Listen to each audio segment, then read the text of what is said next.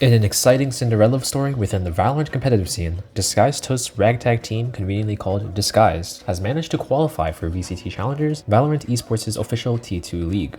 But maybe less portrayed in the media is just how much money Toast can be losing off of his team, to the point where there can be genuine concerns of this completely draining his bank account if he isn't careful. This video aims to break down why Toast's esports team can potentially be one of the most financially draining decisions of his life, why this ties into a lot of issues with the economics of esports teams in general, but also how this can be also an excellent opportunity for him to shake up the esports team market. Let's start with breaking down what we do know about the finances of this team with some napkin math.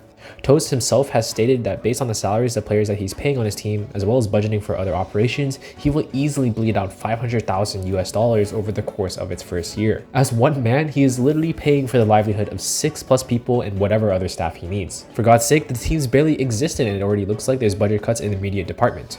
Keep in mind as well as there is no sources of sponsorships or revenue for his team right now. Even if Toast's team were to win the entirety of VCT Challengers, there's a good chance that this team blows up financially. This ties into the main topic of this video. The team just cannot make money. Toast started this project with his VALORANT team seemingly out of passion and the excitement to start something grassroots within the VALORANT scene. This came with a really cool squad of players that the team has and has made for the amazing storyline that we've seen online, making me quite excited for the T2 Val scene. But he'll soon face the same profitability issues that many of these other teams will face. All of the big names you see for your favorite teams, the biggest thing plaguing every single one of them is generating value and keeping their team afloat.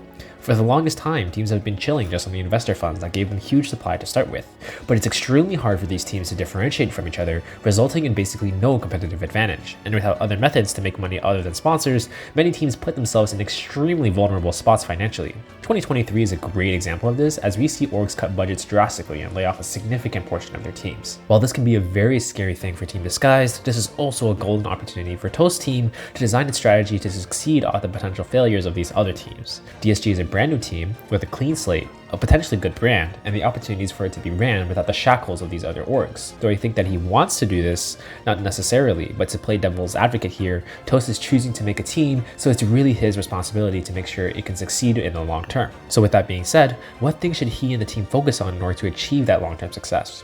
There's no really clear-cut answer here, but we can at least speak high level about some factors that he'll need to consider in order to succeed.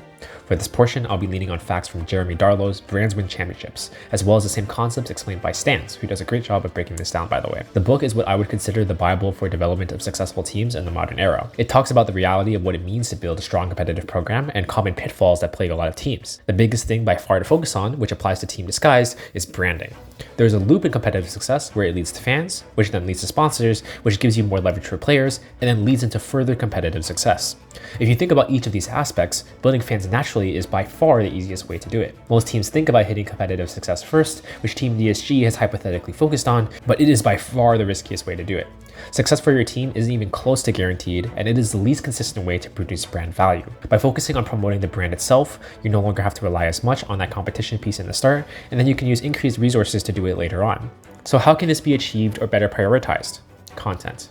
Content is king, nothing really changes here. Orgs that focus on genuine content and a high priority on building their brand image will net you these benefits and can get you this financial leverage. This in itself builds desirability around your brand and people associating with DSG. Of course, it's not enough though, it's simply a facilitator. On top of this, conversations need to happen early about how this org makes money, assuming Toast wants to keep it alive. The most successful orgs look to differentiate themselves from the start and have different niches of the industry for revenue generation. Event management, consulting, coaching, physical products are just some examples. Great attempts at this include 100T's priority on quality clothing or Fnatic's physical product line. Then, of course, winning would also be a really nice touch. As I said before, Toast has kind of brunted the upfront cost of getting a decent team already, so a good competitive result with this team and this branding could then result in the more traditional revenue sources like sponsorships. He's also a brand himself, keep in mind, and Team DSG is effectively an extension of that, so it's nothing he wouldn't already be familiar with. All these factors are just minor examples of things that his team can do in order to thrive. And don't forget the biggest edge here in my opinion. He is the team. DSG is pretty much as lean of an operation as it gets within the esports space, one owner in your team. So I'd argue one of the biggest advantages he has is that he's not committed or bound by employees, investors, or resources. He really can just do whatever he wants with the team and just swing. Overall, I'm a proud supporter of what Toast is trying to do with his team, and there's a good part of me that wants to see his org truly succeed. But there's a lot of steps he needs to take in order to achieve that, and finding his way to profitability will be the key to his success.